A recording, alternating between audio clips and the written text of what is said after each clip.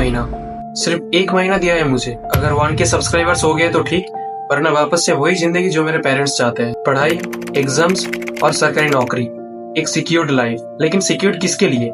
मेरे लिए या उनके लिए? मेरा फ्यूचर उन्होंने डिसाइड कर दिया, बिना मुझसे पूछे।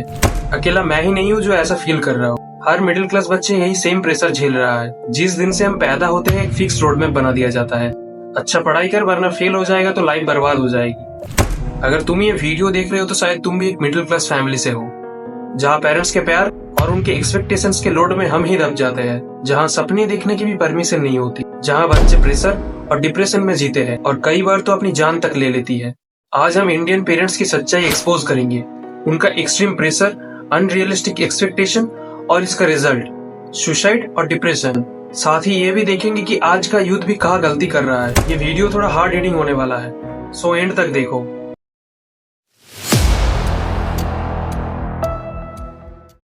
इंडियन पेरेंट्स का एक ही फॉर्मूला होता है, बच्चा पैदा होने के बाद हमारा बेटा डॉक्टर बनेगा, फिर 1 साल के बाद बेटा A फॉर एप्पल बोलो, फिर 5 साल के बाद बेटा पढ़ाई करो वरना बड़ा होकर मोची बनोगे, फिर 10 साल के बाद बेटा क्लास में टॉप आना जरूरी है, फिर 15 साल के बाद डॉक्टर या इंजीनियर ही बनना है, 18 साल के बाद बेटा शादी तक कोई रिलेशनशिप नहीं, 25 साल के बाद शादी पक्की है, सेटल हो जाओ।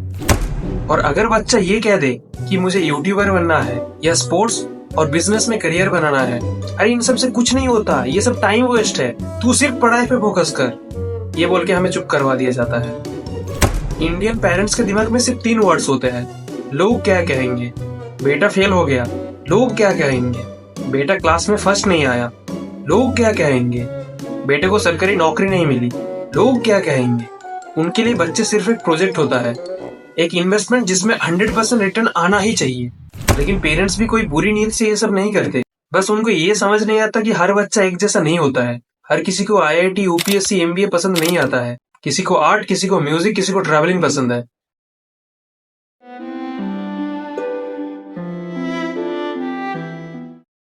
इंडिया में हर साल हजारों स्टूडेंट सुसाइड करते हैं। कोटा, दिल्ली, हैदराबाद, कोचिंग के प्रेशर्स में कितने बच्चे हर रोज अपनी जान दे रहे हैं। पेरेंट्स का एक्सपेक्टेशंस इतना ज्यादा है कि बच्चों को एक फेलियर लाइफ का एंड लगता है।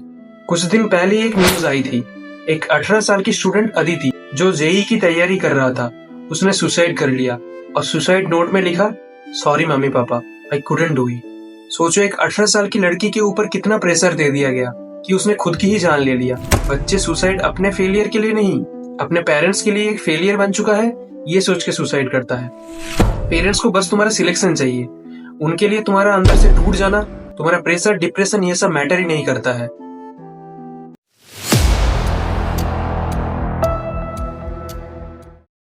पढ़ाई से ज्यादा इंपॉर्टेंट है सोच। एजुकेशन जरूरी है पर सिर्फ पढ़ाई से लाइफ नहीं बनती। लेकिन इंडियन पेरेंट्स को बस 90+ मार्क्स दिखता है, कोई ये नहीं देखता कि बच्चा किसमें अच्छा है।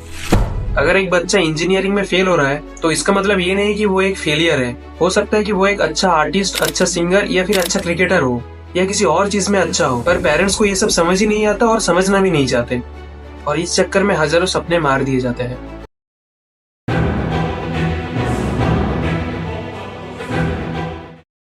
देखो, हर बार सिर्फ पेरेंट्स ही गलत नहीं होते, हम भी गलत होते हैं।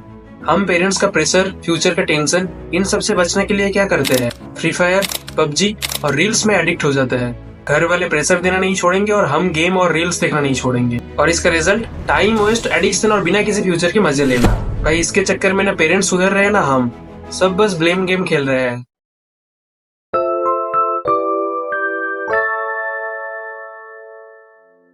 मैं ये नहीं कह रहा हूँ कि पेरेंट्स बुरे होते हैं, और ये भी नहीं कह रहा हूँ कि हम बच्चे हमेशा सही होते हैं, पर पेरेंट्स को समझना होगा कि सिर्फ मार्क्स या पढ़ाई सब कुछ नहीं होता है।